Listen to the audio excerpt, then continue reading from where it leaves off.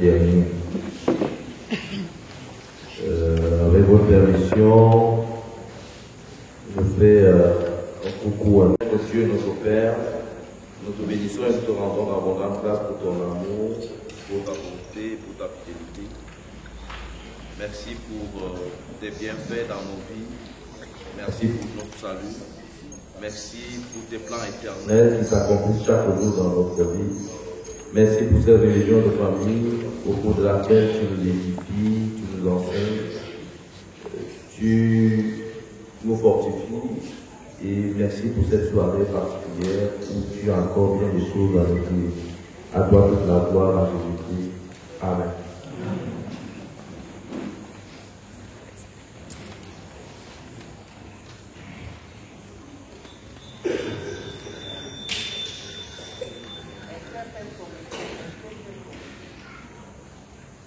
Esther.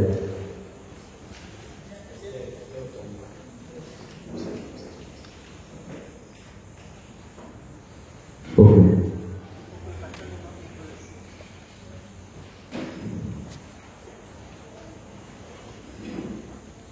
De malheur, le Christ en l'homme. Et nous avons dit que c'était à dessein que nous avons dit l'œuvre de Christ en l'homme et non en la vie du chrétien ou du sauvé particulièrement.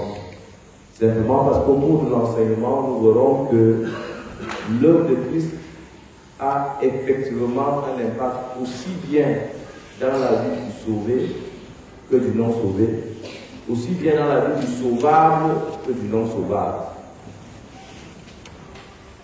Ces expressions ont chacune sa raison d'être.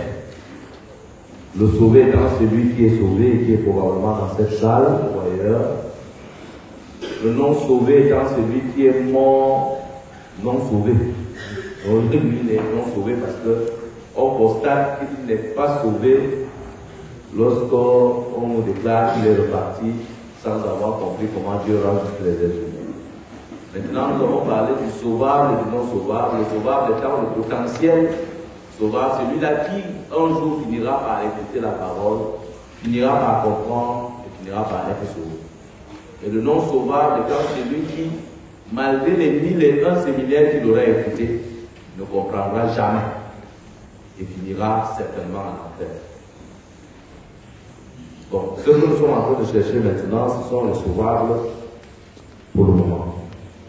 Alors, pour mieux comprendre ça, nous avons lu ce premier passage de l'Écriture. Romains chapitre 9, versets 22 à 23, que je nous invite à lire à nouveau, 1, 2, 3. Et que dire, si Dieu, voulant montrer sa colère et faire connaître sa puissance, a supporté avec une grande patience les vases de colère formés pour la perdition, et s'il a voulu faire connaître la richesse de sa gloire envers les vases de miséricorde qu'il a d'avance préparé pour la gloire. Bien-aimés dans le Seigneur, les deux passages, les deux versets de Romains chapitre 9 que nous venons de lire, c'est le verset 22-23, nous font part de deux catégories de personnes appelées ici des vases. D'une part, les vases de colère formés pour la perdition. C'est clair que Dieu, en fabriquant les hommes, a fabriqué des hommes pour la perdition. Ça, c'est ce qui est souvent très difficile à accepter. Mais comment le bon Dieu peut faire des choses comme ça? Donc, il ne peut pas faire ça. Et c'est là où on fait intervenir les livres arbitres et tout ce qui va avec, mais qui ne saurait être biblique.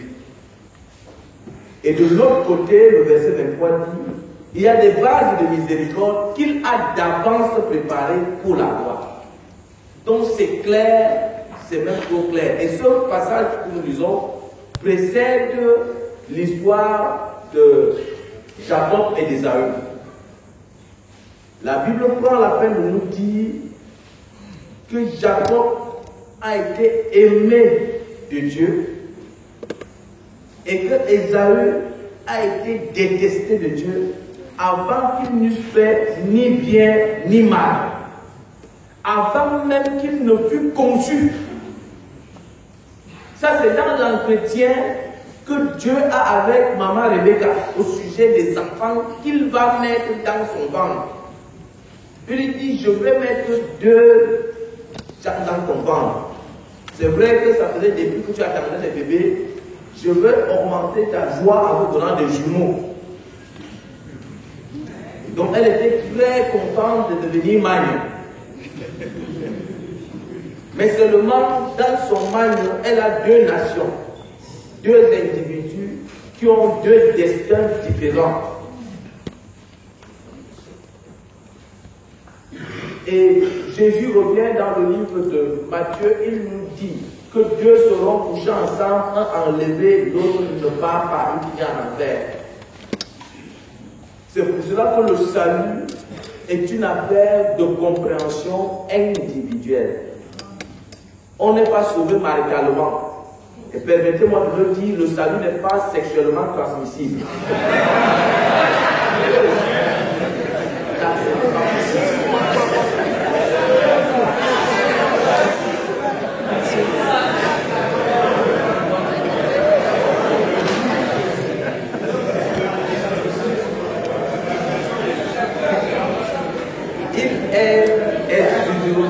Transmis à travers l'écoute et la compréhension de comment Dieu donne les êtres humains. Et dans le livre de Deutéronome 29, verset 4, le Seigneur prend la peine de dire qu'il trouve lui-même le temps nécessaire pour te permettre de comprendre. C'est lui qui en son temps le fait. Donc il ne vient pas à toi parce que tu l'as trop cherché. Il ne vient même pas à toi parce que tu pleures beaucoup ou parce que tu l'aimes beaucoup. Ça n'a rien à voir. Nous savons tous qu'il y a plusieurs qui ont été sauvés de la manière dont je viens de dire. Que comme monsieur est sauvé, moi-même je me sauve. Donc on est là-bas. Donc ça, on fait avec. Mais le problème, c'est que le moment venu, vous aurez 2 destinations différentes. Alors, on a donc commencé par voir l'œuvre de Christ dans la vie des vases de miséricorde. Et je vais aller très vite puisque c'est déjà temps de me rappel. Et nous avons lu ce passage de Luc chapitre 2, verset 29 à 32, où il est écrit: Maintenant, Seigneur, tu laisses ton serviteur s'en aller en paix selon ta parole, car mes yeux ont vu ton salut. Salut que tu as préparé devant tous les peuples, lumière pour éclairer les nations et gloire d'Israël, ton peuple. Nous avons remarqué que le papa Siméon vient d'accueillir un bébé entre ses bras. Mais au lieu de voir le bébé, il ne voit pas le bébé, il voit quoi? Le salut. Le salut de Dieu. Et nous nous sommes posé la question, quand toi tu as reçu Jésus, tu as vu quoi? Est-ce que tu as vu le salut de Dieu ou bien tu as vu autre chose? Qu'est-ce que tu as vu? Ou qu'est-ce que tu vois? Regarde, qu'est-ce que tu as vu là, c'est comme si c'était lointain. Toi, quand tu parles de Jésus, tu parles de Jésus sauveur ou bien le salut de Dieu, c'est-à-dire le salut de Christ. Préparé devant tous les peuples. Lumière pour éclairer la chose. C'est ça que tu vois ou bien tu vois un Jésus qui est là pour résoudre un certain nombre de problèmes que tu as. Et nous avons également vu que ce Jésus, lorsque Siméon l'a accueilli, tout de suite il pouvait dire: laisse ton serviteur s'en aller en paix. Parce que dès que tu reçois le salut, le premier désir que tu as, enfin tu es ambivalent, il y a 2 choses qui t'arrivent. 1, tu veux repartir. 2, tu veux quand même rester parce que tu penses à ceux qui doivent être sauvés. Donc Siméon, lui, ne pouvait pas attendre que Jésus grandisse d'abord pour finir l'affaire du salut. Donc il avait déjà fini avec ça, il veut partir directement. C'est la meilleure chose qui puisse arriver à quelqu'un après le salut. Mourir et s'en aller. Et nous avons vu que si jusque-là, ce que nous venons de dire, là, quand on dit mourir, tu sursautes un peu. Ça veut dire ce que ça veut dire. Et nous avons lu Esaïe 43, verset 25, où il est écrit, c'est moi qui efface les transgressions pour l'amour de moi et je ne me souviendrai plus de péché. À travers ce passage, nous avons compris que, en fait, l'œuvre salvatrice de Dieu n'était même pas pour nous, en fait. C'est que Dieu était gêné de voir le péché amener les gens en enfer. C'est pour cela que je ne peux pas contester à toujours quand devant moi tombent les âmes que j'ai faites. Donc il ne s'en sort pas, il ne tient plus. Et comme il ne tient plus, il doit trouver une solution pour lui-même. Ce n'est pas pour nous. C'est pour ça qu'il dit que c'est pour l'amour de moi. Et en résolvant son problème, parce que le péché était sur notre tête, un peu comme cette histoire qui est posée sur ma tête, et ça pesait sur notre tête, mais nous on n'avait pas de solution. Et Dieu, en enlevant ce problème qui en même temps l'énervait, lui il est là-haut, ça l'énerve. Nous, ça nous énerve et ça nous gêne, mais on ne peut rien. Et lui, il a donc décidé de l'enlever pour lui. Mais sauf que quand il l'a enlevé, nous-mêmes on s'est rendu compte qu'on est libre. Et c'est ça qui fait notre joie. Et c'est comme ça qu'on va aller. Alors, ayant obtenu ce gracieux salut, il nous est dit dans Colossiens 2, verset 13, vous qui étiez morts par vos offenses et par la circoncision de votre chair, il vous a rendu à la vie avec lui en nous faisant grâce pour toutes nos offenses. Bien-aimés dans le Seigneur, ce n'est pas un vain discours que de dire que Christ a ôté mes péchés passés, présents et futurs. Je ne sais pas si tu ne vois pas le verset, mais moi je le vois. Quand il dit toutes nos offenses, je ne sais pas ce qu'il laisse. Dans toute la, je ne sais pas. Y a-t-il une partie qu'il a laissée pour que nous-mêmes on reste se débrouiller après? Moi, je ne sais pas. Mais dans ce cas, ce n'est plus tout. C'est autre chose sauf tout. Donc cela veut dire que pendant que tu es ici, ayant même déclaré avoir été sauvé, si tu continues à essayer de te battre pour être sauvé d'un reste de péché, c'est clair que quand on donnait les séminaires, là, essaye d'identifier exactement lequel tu peux suivre. Et dans Colossiens 2,14, il nous dit, il a effacé l'acte dont les ordonnances nous condamnaient et qui subsistait contre nous, et il l'a détruit en le clouant à la croix. Tous ces verbes sont conjugués au passé composé. Donc c'est une affaire qu'il est en train de faire. Je posais encore la question avec mes compagnons. Pour vous, là, le salut, là, c'est quoi? C'est un événement qui se produit dans la vie d'un individu ou bien c'est un processus?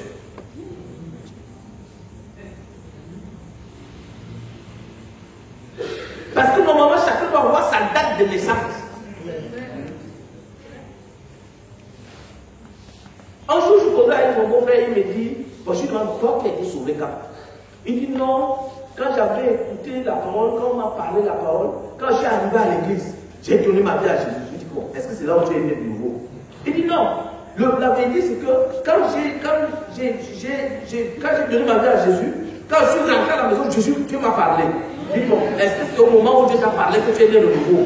Il dit non. Après, quand on est parlé, et c'est comme ça que j'ai reçu le Saint-Esprit. Je dis, bon, est-ce que c'est alors à ce moment que tu es né de nouveau? Bon, là, vous m'avez tout perdu. Parce que là,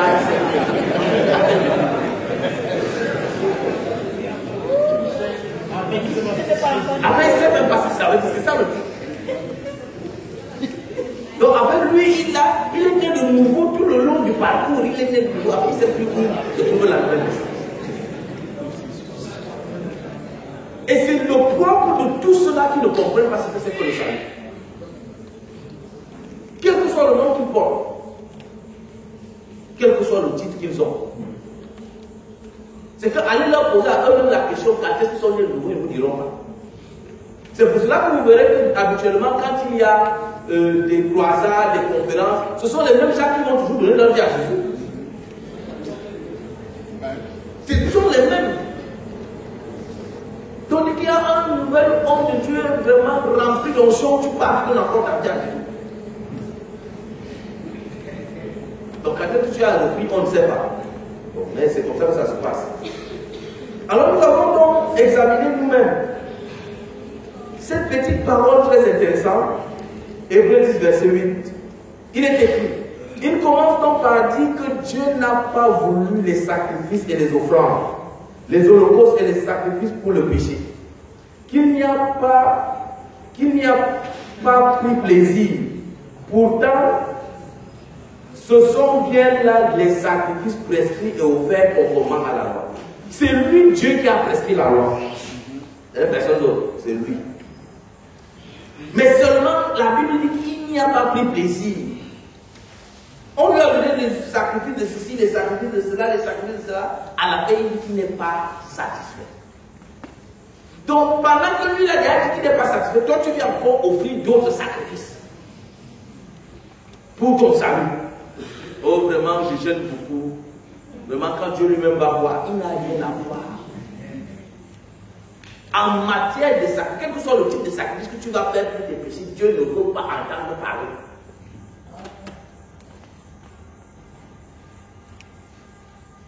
C'est quoi? Ce sont les jeunes. C'est quoi? Je ne sais pas ce que tu essaies de faire. Mais pour Dieu, il n'en veut pas.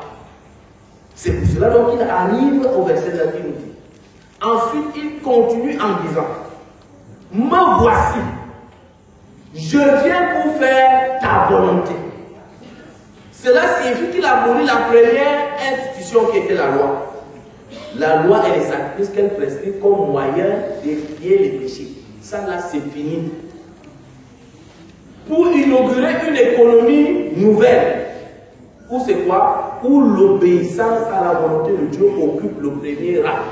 Donc pour entrer au ciel, il faut obéir à la volonté de Dieu, pas aux volontés de Dieu.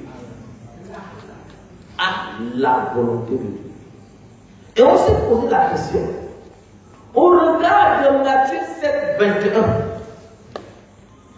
y a-t-il un homme dans cette salle qui a observé la volonté de Dieu? Parce que Matthieu 7, 21 nous informe que c'est celui-là seul qui fait la volonté de mon Père qui est dans les cieux. C'est celui-là qui fait quoi? Qui ama.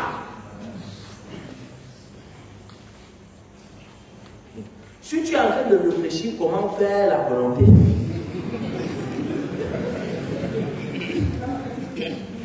ça devient compliqué. Si tu es en train de te battre pour faire la volonté, ça devient encore plus compliqué.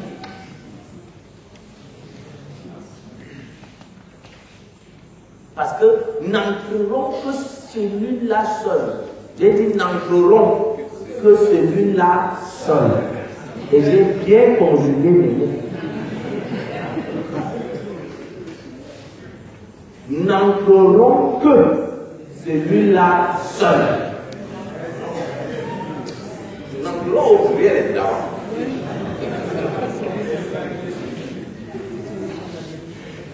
Et bien aimé, voici le verset qui nous donne la réponse. Hébreux 10, et je nous invite à lire celui-là. 1, 2, 3. En offrant son corps une fois pour toutes en sacrifice que sont purifiés du péché et consacrés à Dieu. Est-ce qu'on va acclamer le Seigneur?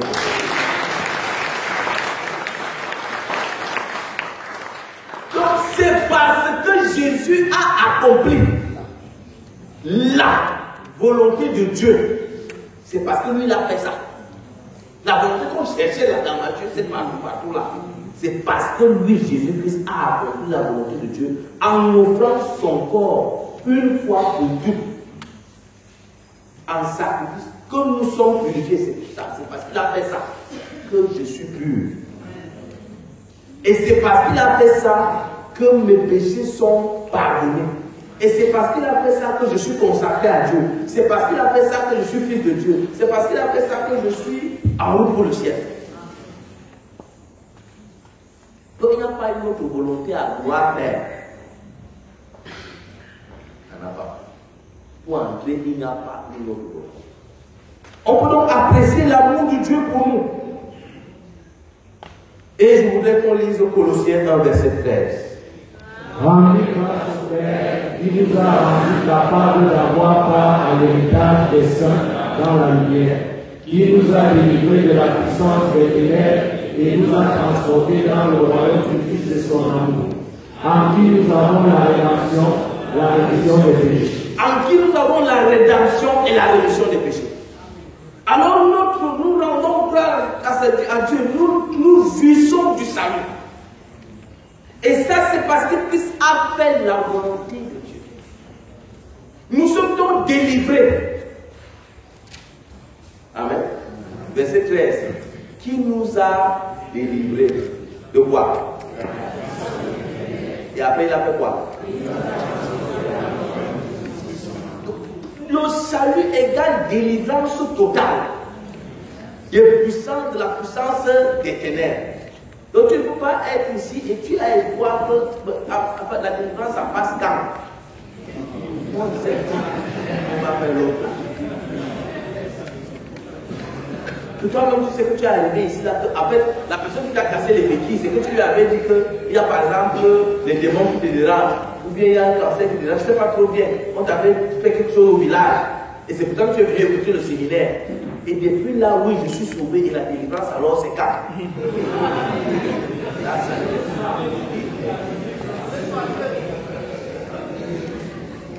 c'est quelque chose qui attend très longtemps, cette délivrance.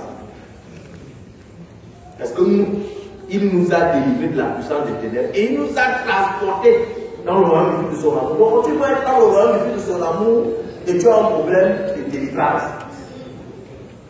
c'est que tu as un autre type de problème qu'on doit résoudre autrement. Alors, on s'est donc posé la question.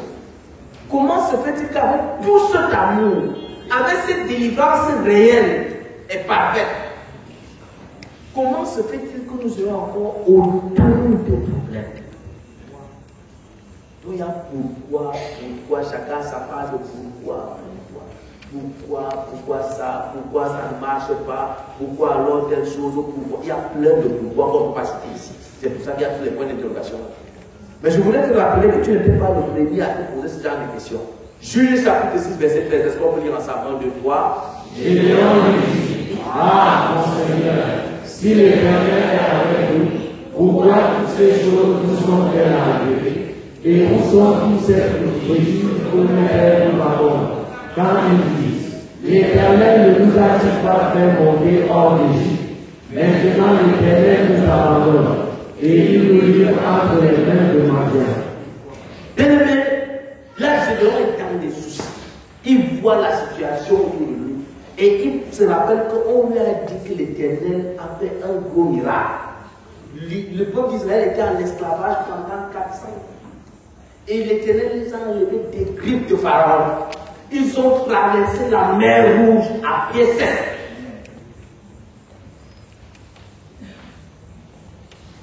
Exactement comme nous aussi, nous avons traversé de la mort, la frontière de la mort à la vie. Oui, nous sommes sauvés. Mais alors, pourquoi toutes ces choses-ci nous arrivent? Bien, le Seigneur, ces choses-là ne t'arrivent pas parce que tu as péché. Les choses qui nous arrivent ne nous arrivent pas toujours parce qu'on a péché. Non. Ce serait fausser l'évangile et tout fausser même. Et on va le voir.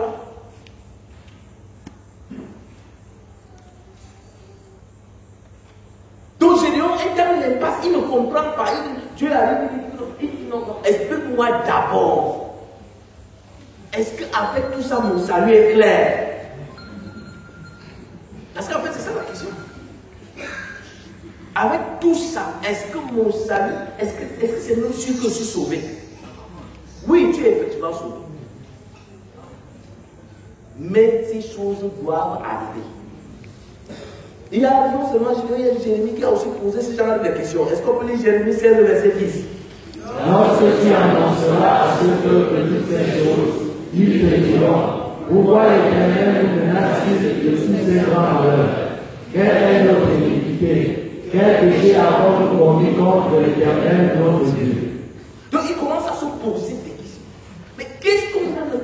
J'ai même péché exactement. Donc tu commences à chercher trop de problèmes. Les autres même t'accusent que non, ce qui t'arrive là, c'est sûr que tu as péché, c'est sûr. On peut te pécher. Toi-même aussi tu cherches là-bas. Donc toi-même tu commences à chercher tous les péchés que tu as fait, tu les le confesses. Mais ça ne donne pas. À un moment donné, tu demandes pardon, après tu dis que non, on avait trop demandé pardon.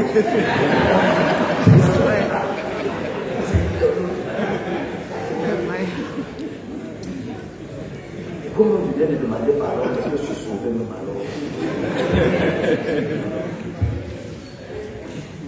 Donc tout ça, ça commence à devenir un boulot difficile là. Et Dieu commence à nous expliquer pourquoi est-ce que c'est comme ça. Première chose, est-ce qu'on lit Exode 23, verset 29 et 30? Mais je ne les chasserai pas tous devant vous la même année. Sinon, il deviendrait un désert où les bêtes sauvages seraient très nombreuses. Et cela ne serait pas bon pour vous. Je chasserai ces peuples devant vous petit à petit, quand vous deviendrez plus nombreux et quand vous occuperez le pays. Bien-aimés dans le Seigneur, Dieu nous explique que si en plus du salut qu'il nous a donné, ce beau salut, ce salut que quand tu es dehors, personne ne résiste. S'il nous donne tout une fois, on devient fou. On voit les gens marcher dehors, tu demandes pourquoi je suis sauvé, je suis allé au ciel. Alors qu'il est fini. Donc lui-même se rend compte, il se balade lui, et il dit que là où je suis allé au ciel.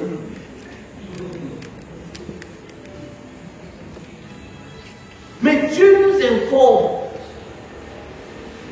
qu'il faut que ça se passe petit à petit. Même la compréhension totale des Écritures, c'est petit à petit. Parce que si tu donnes Dieu toute la compréhension une fois, tu vas venir nous expliquer tout ceci. Et ça arrive à ce que nous sommes. Personne n'a la totalité de la connaissance. De telle manière que même là, sur le petit qui prête, tu dis, ah bon, oui, ça vient de faire du bien. Mais si toi, tu es sali tout, en une fois, tu deviens fou. Donc Dieu t'explique qu'il y a un ensemble de choses qu'il doit faire. Mais il va faire ça petit à petit.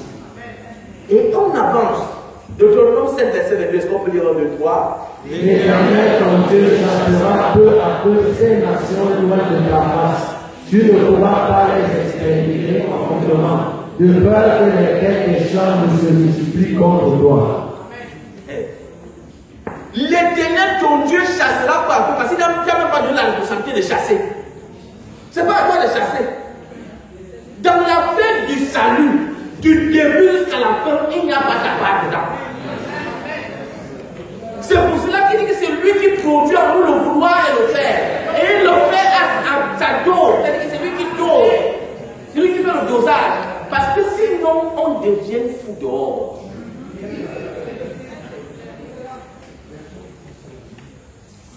L'Éternel Dieu chassera peu à peu ces nations loin de ta face. Tu ne pourras pas les exterminer promptement. Ce n'est pas possible. De peur que les bêtes des champs ne se multiplient contre toi, parce qu'à la fin, c'est toi qui auras des problèmes. Regardez le peu que tu connais. Quand tu arrives même voir tes parents, tu dis que non, ce sont des verres et des verres, de pommes. Quand tu leur dis ça. C'est ça. En fait, il y a des choses que tu ne comprends pas. Donc, comme tu ne comprends pas, ça fait aussi ce que ça fait. Et quand Dieu te tient, donc quand tu vas aller, il tient quelque chose, ça t'attrape. On te dit, bon, ouais. Ça va, j'ai compris. Donc ça te stoppe d'abord un peu. Alors on avance. Ésaïe 49, verset 14 à 16. 1, 2, 3. Sion disait, l'Éternel m'abandonne, le Seigneur m'oublie. Une femme oublie qu'elle l'enfant qu'elle avait, n'avait pas pitié du fruit de ses entrailles, quand elle m'oublierait, moi je ne t'oublierai point. Voici, je t'ai gravé sur mes mains, tes nuits sont toujours devant mes yeux. Bienvenue dans le Seigneur, Dieu ne peut pas d'avoir donné le salut. Alors, je ne sais pas si tu mesures ce que c'est que le salut. Parce que dans la suite de l'enseignement, nous allons voir le statut de fils de Dieu que tu as, ce que ça veut dire.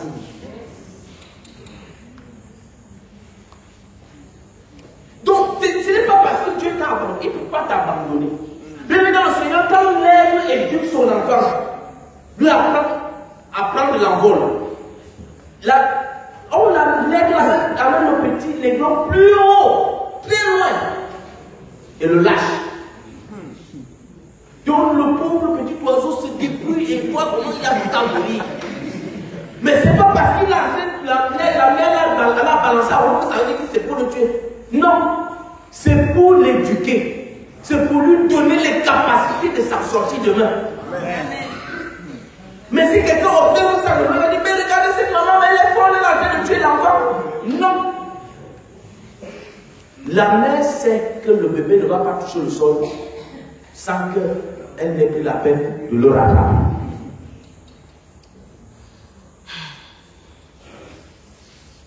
Cela participe de ton éducation. Il dit qu'une femme oublie qu'elle l'enfant qu'elle allait. Dieu sait souvent utiliser ces mots. Il n'a pas dit une femme oublie souvent l'enfant. Oui, les femmes oublient souvent les enfants. Mais une femme que tu as un bébé que tu allais, tu ne peux pas l'oublier. Parce que c'est le seul qui va te rappeler que tu as un bébé. C'est le seul qui te rappelle que tu as un bébé. Parce que le seul commence à faire mal, le seul commence à réclamer le bébé. Ah oui, non, tu as acclamé le Seigneur pour ça.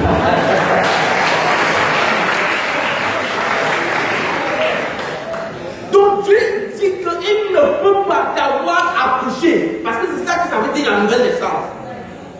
Et il t'oublie. C'est pas qu'il t'a oublié.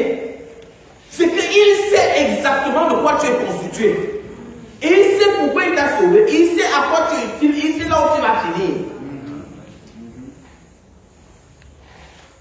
C'est que dans ta petite tête, tu as tes propres petits schémas. Et tu as oublié Matthieu 5, Ésaïe 55, verset 8. Donc tu as oublié ça. Tu as plus été resté au séminaire. Tu n'es pas resté au séminaire. C'est que ça t'accompagne toute la vie.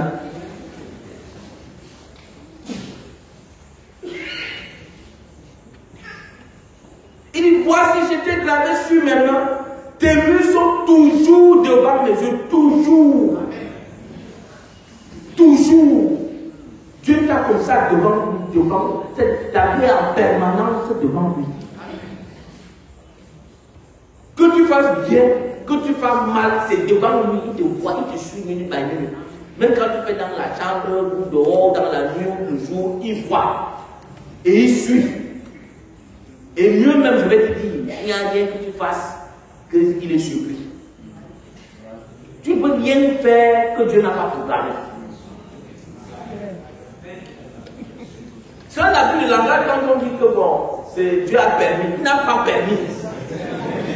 Et ça s'est accompli tel qu'il a programmé. C'est pas qu'il a permis. Que bon, ça c'est bon, comme ça s'est passé, bon, je laisse alors. C'est ça que ça veut dire j'ai permis. Non.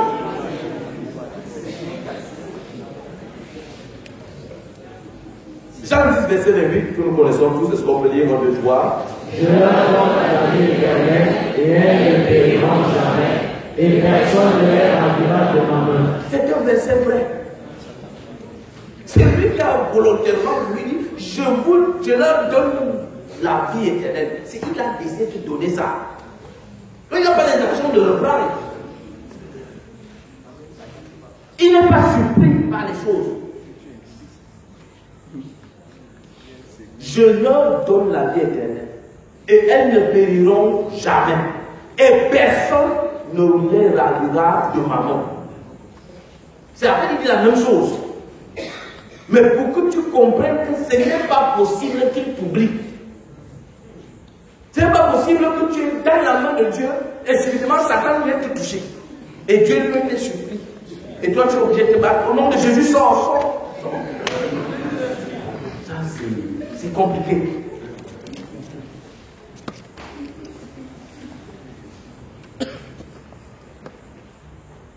Oh Dieu, est-ce que tu vois mes ennemis?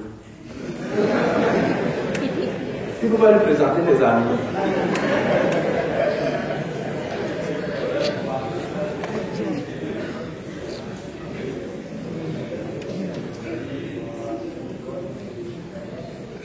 2 Thessaloniciens chapitre 1 verset 3, est-ce qu'on peut lire ensemble en 2, 3? Chers frères, nous devons sans cesse remercier Dieu à votre sujet. N'est-il pas juste que nous le fassions? Votre foi fait de si magnifiques progrès et, en chacun de vous, l'amour fraternel que vous portez les uns aux autres ne fait qu'augmenter. La vie chrétienne est une vie de croissance. Ta foi doit pouvoir faire des progrès. Et quand on dit que ta foi fait des progrès, ça veut dire que ta compréhension des Écritures fait des progrès. Et pour que ta compréhension des Écritures fasse des progrès, il faut que tu sois permanemment au milieu des Écritures. Il faut que tu sois enseigné. Et que tu sois bien enseigné. Alors ta foi va faire des progrès.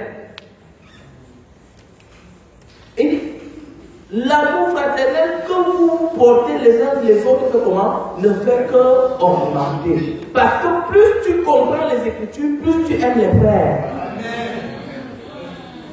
La plupart d'entre nous, quand tu viens d'être sauvé, surtout si tu as eu un mauvais coaching, donc quelqu'un te dit que si tu as vu, voilà, on ne voit pas comme c'est dit, comme tu le dedans, mais si je trouve que ton dossier là, c'est grave, donc quand tu commences à savoir que ton cas là, c'est grave.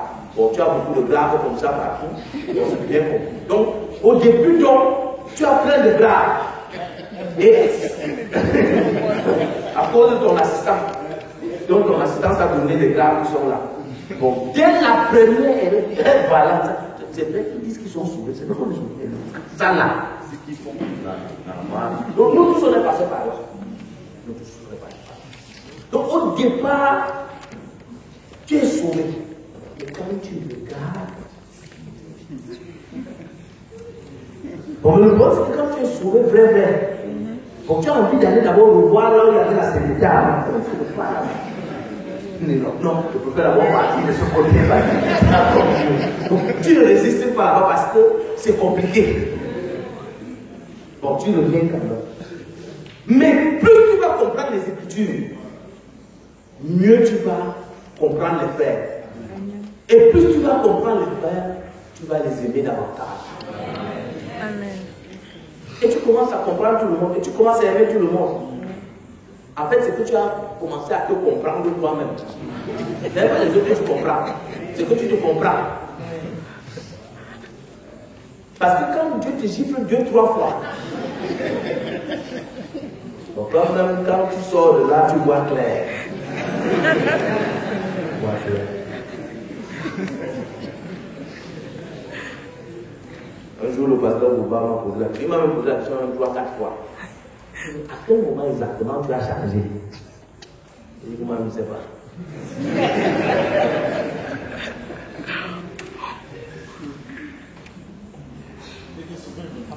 Oui.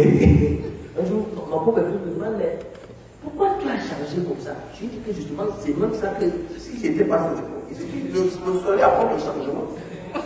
S'il n'avait pas changé, où est-ce que vous avez donc? Où sont les choses anciennes qui sont passées? Il y a des choses qui passent.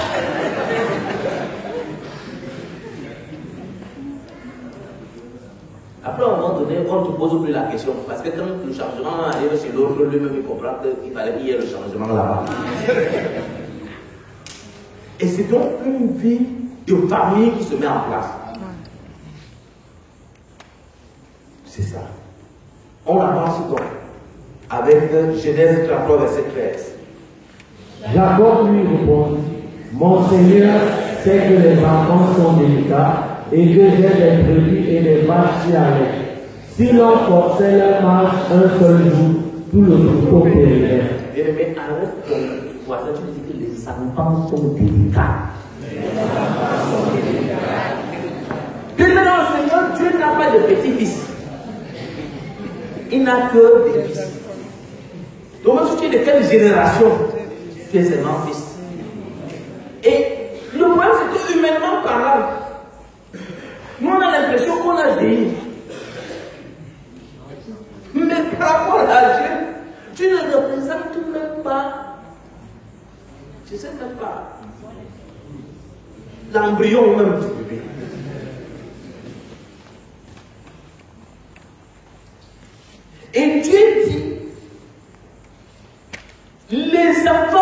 délicats. Et c'est lui qui fait ce constat. Et s'il dit que les enfants sont délicats, ça veut dire que lui-même doit bien prendre soin de ses enfants. Et ça, c'est une interpellation pour nous-mêmes. En tant que leader, et chacun d'entre nous est supposé être un leader. Parce que dans tous les cas, quand tu vas faire la carte d'héritier et que les gens sont sauvés, tu deviens le leader de cela. Et tu dois donc te rendre compte que les enfants sont délicats. Et il dit, s'ils l'ont forcé leur marche un seul jour, tout le troupeau va se tenir. On n'a pas besoin de forcer la marche. On a besoin de marcher. Et on apprend à marcher. Et quand on apprend à marcher, on tombe et on se relève. C'est pour cela que la Bible dit, 7 fois le juste tombera, 7 fois il se relèvera.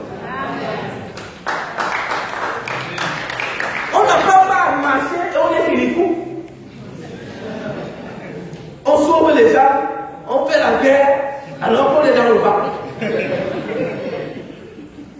C'est qu'il y a un problème. Les enfants sont délicats.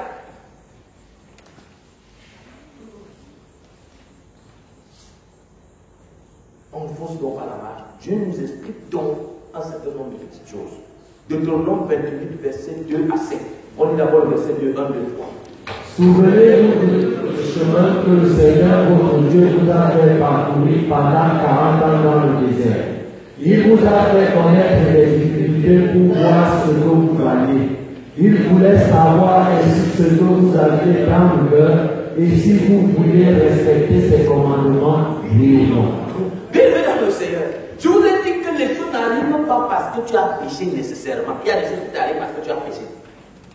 Et ça, il te fouette pour ça. Et toi-même, tu sais que le fouet, s'il a cette place, il fait ça. Parce qu'il pourra te fouetter, tu ne sais pas pourquoi.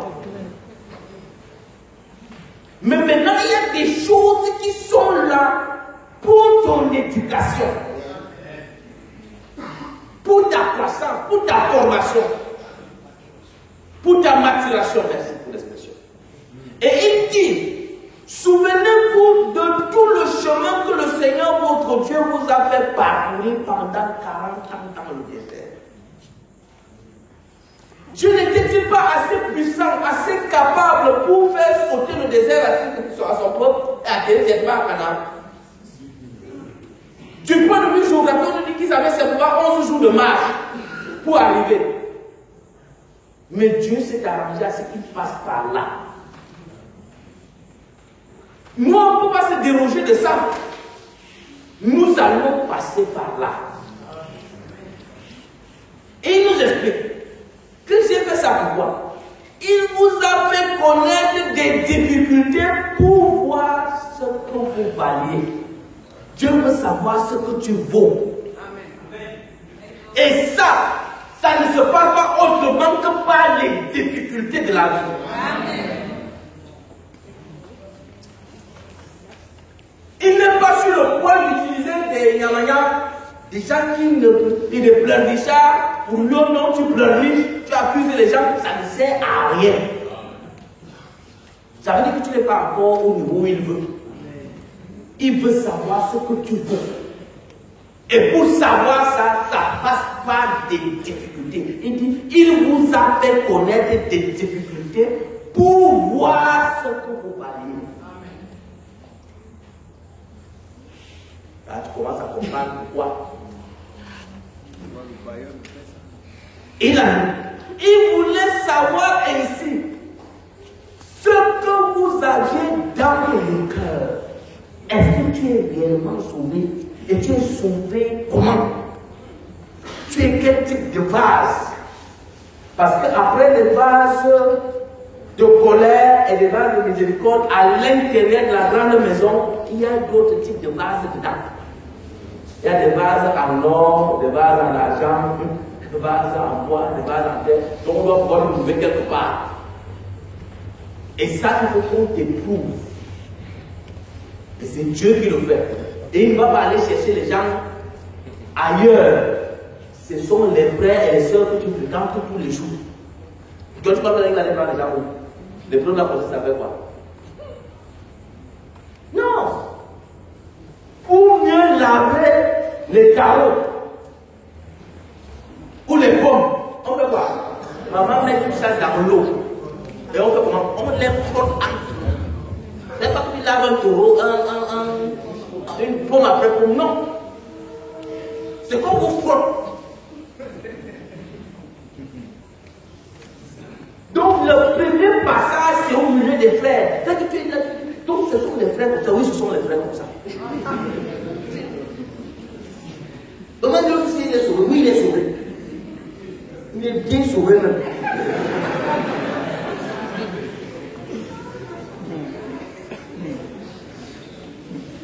Sauf que c'est vous Dieu que Dieu doit frotter. Pour que toi tu sois propre. Oui.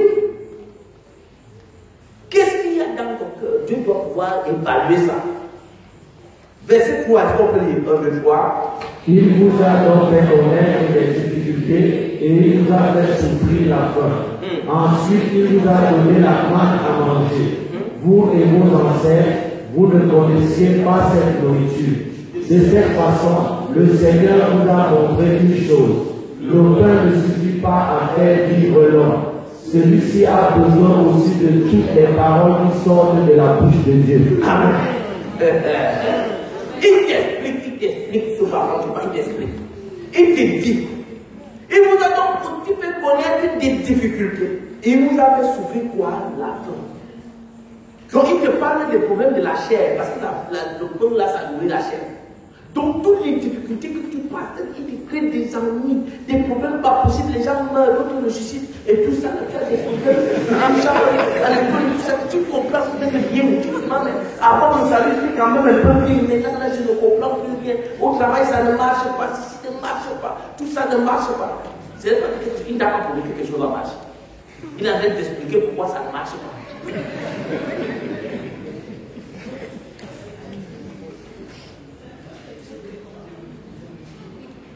Il dit non, il a sorti un truc qu'il a appelé la manne, une nourriture que tes pères ne connaissaient pas.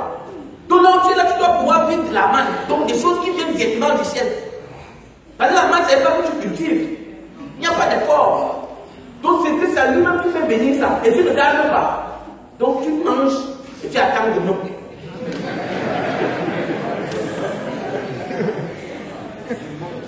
Donc qu'est-ce qu'il va donner demain, tu ne sais pas. Mais il donne encore quoi? La manne. Et il t'informe que tout ça, c'est pour t'expliquer que l'homme ne vivra pas que du pain seulement, mais de quoi? Donc tu dois désormais, là où tu es là, tu connais donc désormais. Donc ne viens pas dire à Dieu, et pourquoi l'autre n'est pas l'emploi, et pourquoi l'autre mon mariage ne marche pas, et pourquoi l'autre ceci ne marche pas. Il ne t'a pas promis que ça va marcher, il t'a dit que ça ne marche pas. La seule solution c'est quoi? C'est que tu dois vivre de la parole, tu bois l'eau.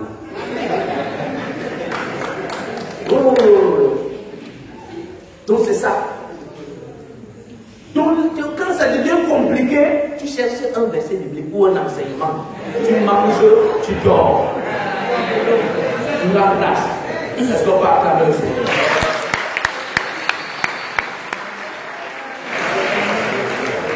C'est pour ça, c'était à ça que ça servait. Donc il te met dans des complications pour que tu dépendes de lui.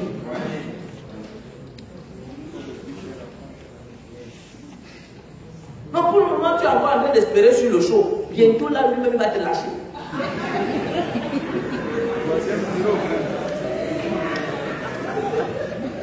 Donc c'est de complication en complication.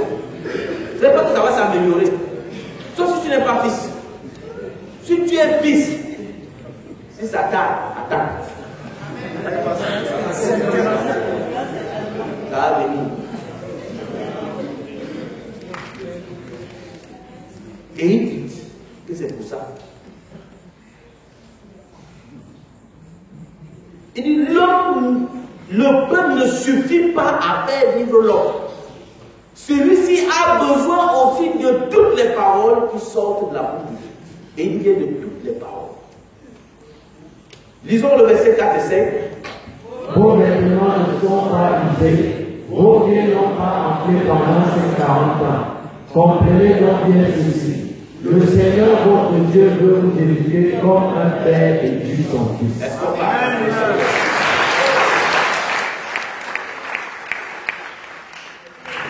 Non, vous n'allez pas mourir. C'est que tu vois la mort comme ça, mais la mort ne vient pas. Donc c'est ce qu'il veut dire. Quand il dit que les vêtements ne sont pas usés, vos pieds ne sont pas entrés pendant ces 40 ans, c'est que personne n'est mort. Tu ne vas pas mourir. Mais ce sera dur. Dur. Et il dit qu'il faut bien comprendre. C'est que le Seigneur, notre Dieu, veut nous éduquer comme un père éduque son fils. C'est un problème d'éducation. C'est un problème d'éducation. Et il doit t'éduquer. Tant que tu ne comprends pas, il complique encore. Jusqu'à ce que tu comprennes.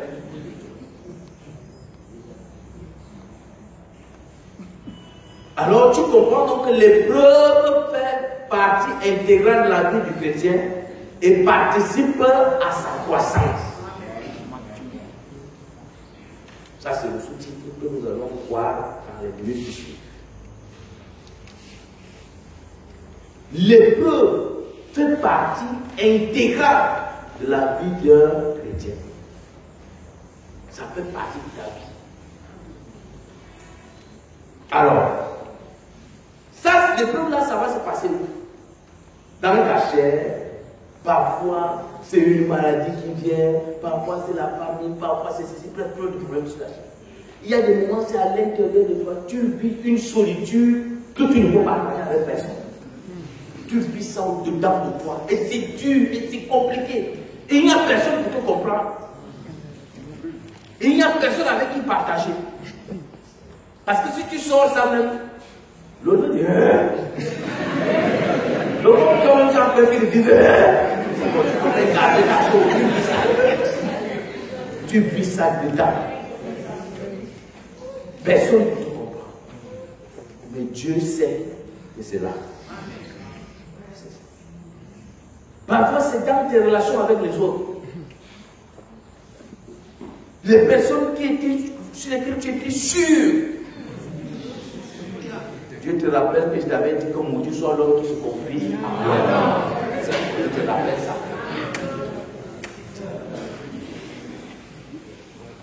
Donc, quand tu laisses comme ça, donc c'est comme ça, oui, c'est comme ça. Tout ça participe à ton éducation, à ta croissance. Est-ce qu'on peut lire Genèse 22, verset 1 à 2? Après ces choses, Dieu dit à Abraham à l'Hébreu, et lui dit, Abraham, et il répondit, me voici. Dieu dit, prends ton fils, ton unique, celui que tu aimes, Isaac, va-t'en au pays de Moriah, et là offre-le à mon sur l'une des montagnes que je te dirai.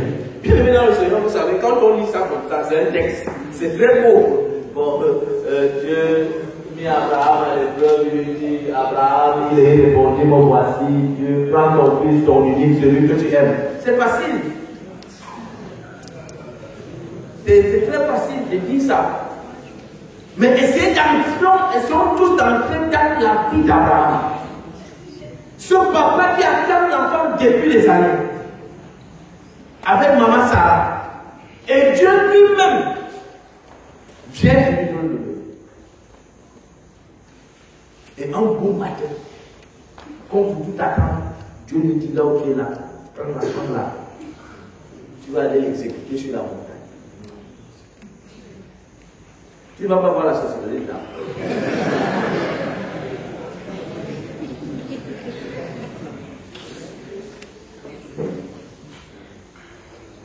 Bienvenue dans le Seigneur, là nous avons affaire au Père de la foi. Et nous savons que ces choses ont été écrites pour notre institution. Penses-tu que dans ta marche avec Dieu, il n'y a pas un fils, un unique, celui que tu aimes, que tu n'es pas avec te demander de sacrifier? Tu penses vraiment que tu peux faire tout le parcours là comme ça, il ne te demande pas de sacrifier un fils bien aimé, l'unique que tu as, ton seul espoir, ton soutien sûr, ce sur quoi tu mises. non, Dieu ne peut pas me dire d'enlever l'autre ici. Non, Dieu ne peut pas faire ça. C'est justement ça qu'il faut faire. En fait, c'est même ce qu'il a dit depuis, et c'est ça qui vient de te confirmer ce soir.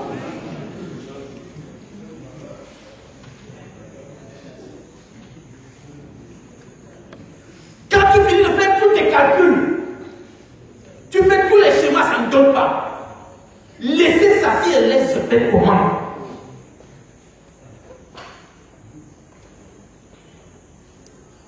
Mais je n'ai qui ça. Mais si on le tue, je fais comment? Non, c'est un problème, tu sais que je peux. Ah, non, tu peux. Donc, ah oui, tu tueras point. Non, tu dois tuer. Et il faut que Dieu ait vu justement ton niveau de compréhension des Écritures qui va t'amener de la maison vers la montagne jusqu'à la montagne pour aller sacrifier. Tu as Isaac comme ça la main. Et là où nous sommes là, et dans tous les cas, on doit te sacrifier. Dieu a dit que tu sacrifies, je te sacrifie.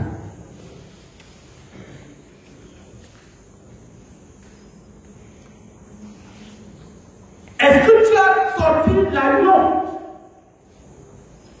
sur la montagne avant que Abraham ne soit monté? Non. Il a fallu qu'Abraham monte d'abord, il attache Isaac, il prend le couteau. Quand il fait ça, c'est que bon, voilà la raison.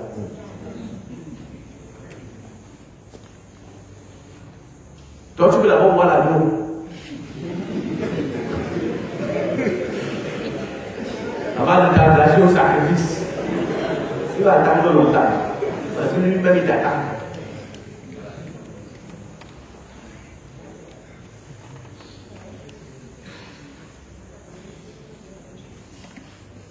Parce que l'œuvre de Christ doit pouvoir avoir un impact naturel dans ta vie. Et c'est cette compréhension que tu as de cette œuvre qui t'amène à pouvoir atteindre donc ce niveau de compréhension et amener à arriver au sacrifice. Et il faut ça. Exode 15, verset 25. Moïse cria à l'Éternel, et l'Éternel lui indiqua un bois qu'il jeta dans l'eau, et l'eau devint douce. Ce fut là que l'Éternel donna au peuple des lois et des ordonnances, et ce fut là qu'il le dit à l'épreuve. Il fonctionne toujours comme ça.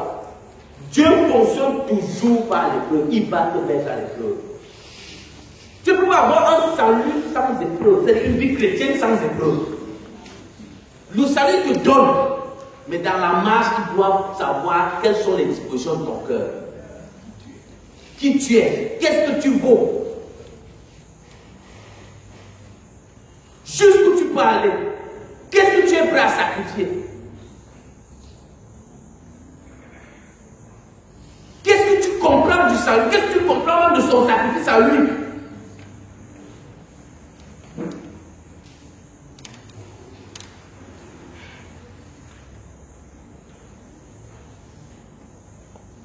Exode 14, Exode 16, verset 4. Est-ce qu'on peut lire?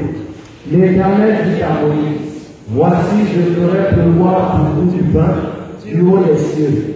Le peuple sortira et en ramassera jour par jour la quantité nécessaire afin que je le mette à l'épreuve et que je vois s'il marchera ou non selon ma loi. Ah oui. C'est au jour le jour. Il n'y a pas qui va d'abord te présenter tout ça pour bon, non, ne t'appelle pas. Tu te montres d'abord ce que tu vas voir, ce sera bien. Il te dit seulement que c'est là où le lait, le miel coule. C'est là où je t'amène. Bon, le lait, le miel coule où? Et à tu fais comment? Nous sommes en route pour le ciel, il a dit que les routes sont en zappi. Bon, les gens de pierre que tu n'as jamais vu. Bon, on a dit des choses. Mais pour arriver là-bas, il y a le désert en route. Et dans le chemin du désert, il doit pouvoir te prouver. Si tu es né hier, non. Tu sais, tous les bébés, on les cajole d'abord. Après, on pourra leur donner des WC. C'est pour ça que je dis si ça tarde, attends. Ça arrive. Il y a un temps pour jouir du salut et il y a un temps pour mieux comprendre ce que c'est que le salut. Exode 20, 1, 2, 3. Moïse dit au peuple, ne vous effrayez pas, car c'est pour vous mettre à l'épreuve que Dieu est venu. Et c'est pour que vous ayez sa crainte devant les yeux, afin que vous ne péchiez point. Voilà. Moïse dit au peuple, ne vous effrayez pas, car c'est pour vous mettre à l'épreuve que Dieu est venu. Ce n'est pas pour vous tuer. C'est qu'il faut savoir qui tu es. Et il ajoute, il dit, et c'est pour que vous ayez sa crainte devant les yeux, afin que vous ne péchiez point. C'est que le truc là, il va t'amener à un niveau où tu vas dire que non, je ne pêche plus. Non, ça va, maintenant j'ai compris, ça va. Pour le moment, c'est encore les changements, c'est pour ça que tu persistes. Mais il va t'amener à un niveau où tu ne pourras plus. C'est lui qui va t'amener. Tu vas dire, bon, oui, j'ai compris, ça va, j'ai compris.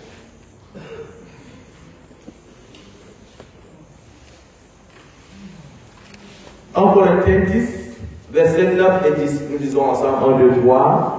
Ne provoquons pas le Seigneur, comme certains parmi eux l'ont fait, et les serpents les ont fait mourir. Enfin, ne nous plaignons pas, comme certains parmi eux l'ont fait, et l'âme de la mort les a détruits. Ne provoquons pas le Seigneur, ça veut dire quoi provoquer le Seigneur? C'est toi te plaindre. Tu te plains de X, de Z, de Y et tout ça là. Ça ne sert à rien les plaindre. C'est que Dieu doit pouvoir t'épouser. Et quand on gagne en maturité, on commence à comprendre le rôle des hommes à nos côtés. Ce ne sont pas nos ennemis. Ce sont des instruments d'épreuve. Ce ne sont pas nos ennemis. C'est que Dieu doit pouvoir t'éprouver, il faut bien qu'il utilise les gens qui sont autour de toi.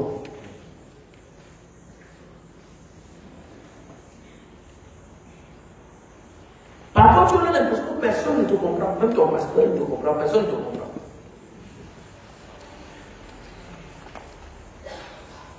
Mais qu'est-ce que tu vaux?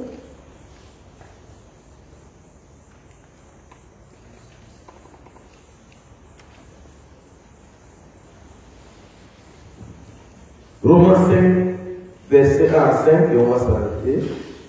Si donc nous avons été déclarés justes devant Dieu en raison de notre foi, nous sommes en paix avec lui grâce à notre Seigneur Jésus-Christ. Jouissons de cette paix et gardons-la. Bien, jouissons de cette paix. La vie chrétienne, le salut, c'est un moment de joie. En fait, le problème, c'est que pour que tu puisses jouir de cette paix, il faut que tu aies compris les choses qui t'arrivent. Parce que tu ne comprends pas. Ça te choque, ça t'embrouille, ça t'énerve. Ça te met mal à l'aise.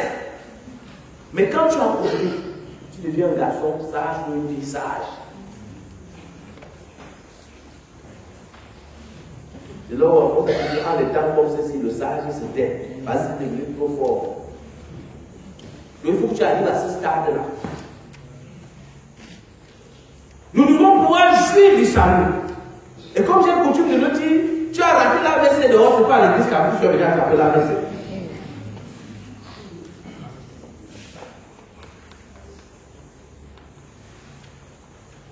Verset 2.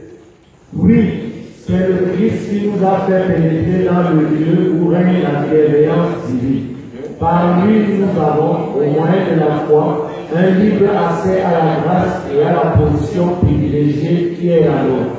Nous avons le bonheur de pouvoir, dès maintenant, contempler la gloire de Dieu et nous regardons vers l'avenir avec une entière confiance. Nous savons que nous serons associés à cette gloire. Notre espérance nous fait exulter de joie, car un jour, toute la splendeur divine sera nôtre. Amen. Notre espérance nous fait exulter de joie.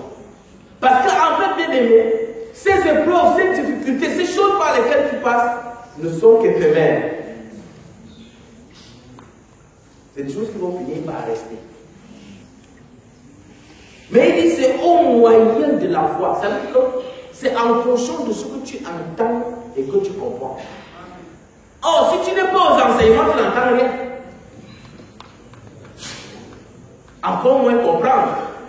Donc il faut bien que tu sois là où on parle de ces choses. Là où on t'éduque. Là où on t'énerve même, mais ça fait partie de ton éducation. Là où les gens sont bizarres, mais ça fait partie de ton éducation. Parce que si tu démissionnes, non, vraiment, il faut que tu es à la maison pour savoir ce que ça veut dire. Non, ça veut dire ce que ça veut dire.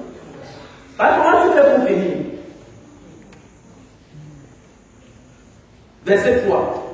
Mais il y a plus. Dès maintenant, nous pouvons être remplis de joie au milieu des épreuves et des souffrances. Amen. Oui, malgré nos difficultés et nos détresses, nous triomphons, car nous savons qu'elle contribue à notre bien. L'épreuve nous apprend à être patients, à porter nos fardeaux sans nous rechigner. Est-ce qu'on va acclamer le Seigneur? Dès maintenant, nous pouvons être remplis de joie. Ça veut dire que malgré ce que tu dis, c'est maintenant, c'est dans ce que tu vis là, c'est dans ça que tu dois être joyeux. Mais c'est dans ça que tu dois être joyeux. La joie ne viendra pas d'autre chose. Non, tu as dit la table, tu auras telle chose. Non, tu te trompes. C'est ici qu'il faut avoir la joie. C'est dans ce que tu passes, ce par quoi tu passes là que tu dois avoir la joie. Il dit, dès maintenant, nous pouvons être remplis de joie. Au milieu de quoi? Des épreuves et des souffrances. Est-ce qu'il a dit que c'est au milieu de la tranquillité? Où tous les frères te sourient, ils t'aiment. Non.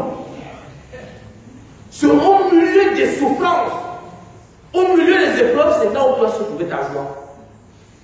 Oui, malgré nos difficultés et nos détresses, nous triomphons. Pourquoi? Parce que ces épreuves viennent de Dieu et sont là pour notre éducation. Après, c'est même ça qui témoigne que nous sommes fils.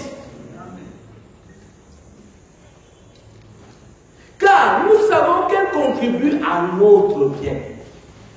C'est pour ton bien. Ce par quoi tu passes, c'est pour ton bien. L'épreuve nous apprend à être patients. À porter nos fardeaux sans rechigner. Donc tu ne bagarres pas, tu n'embrouilles pas les gens, tu ne déranges pas les gens. Là c'est ta part, je ne sais pas ce que moi je vis. Quand tu vois les frères ici, ici chacun te dit, si c'était ici là qu'on donnait des témoignages et des souffrances, tu n'allais jamais témoigner parce que toi tu allais prendre ta part, tu caches. Que non, vraiment, si pour lui là c'est comme ça, ça va.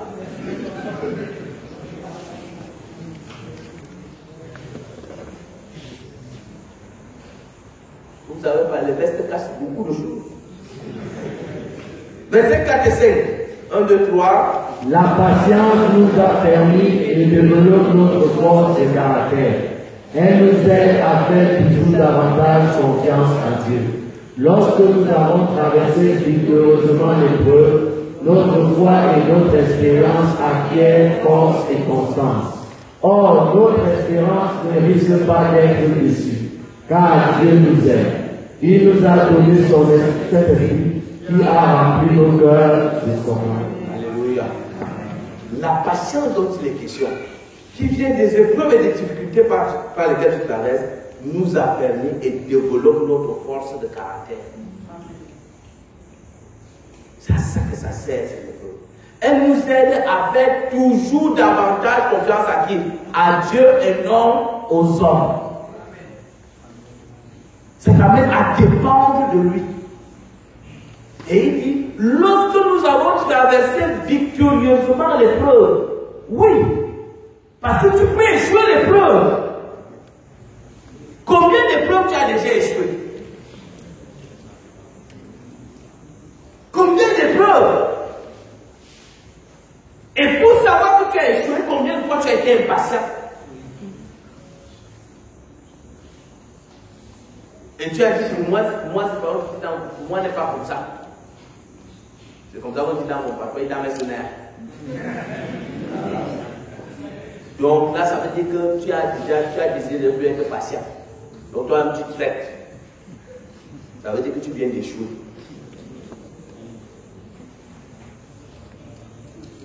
Ça veut dire que tu viens d'échouer. Parce que lorsque nous traversons victorieusement les choses, notre foi et notre espérance acquièrent quoi? Force et constance. C'est dans ça. Alors Dieu voit ta valeur. Il voit que oui, celui-ci, je peux lui faire confiance. Oui, je peux lui confier quelque chose. Oui, je peux lui confier des hommes.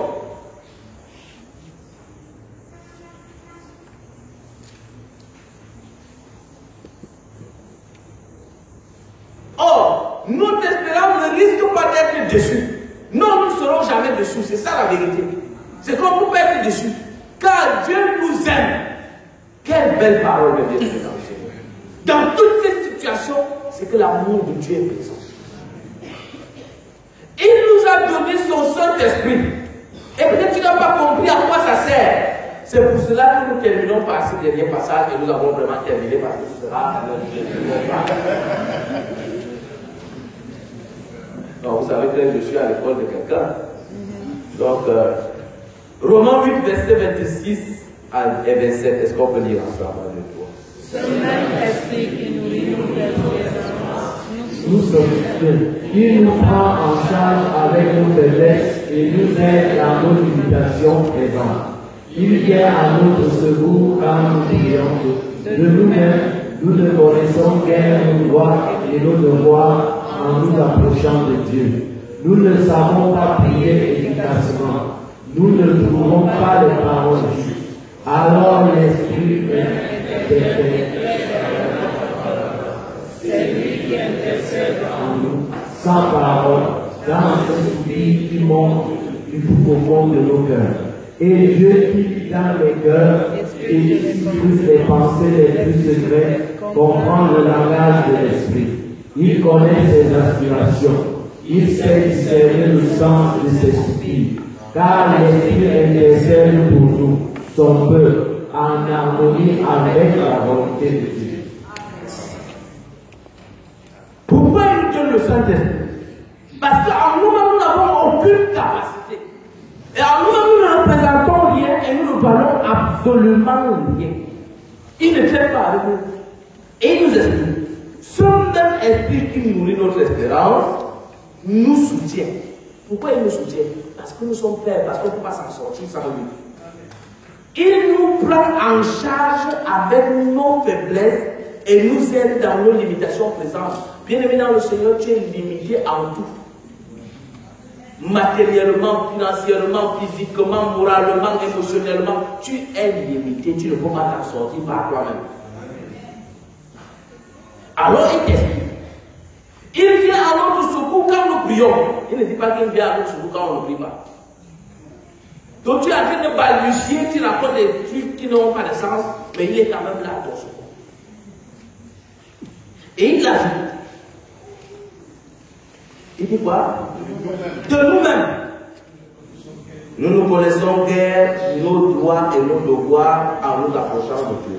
Bien, mais quand quelqu'un ne connaît pas ses droits et ses devoirs, il demande quoi à Dieu? Non, non, attends. Dieu ne vient pas que tu ne connais ni tes droits, ni tes devoirs. Donc ta prière consiste à faire quoi?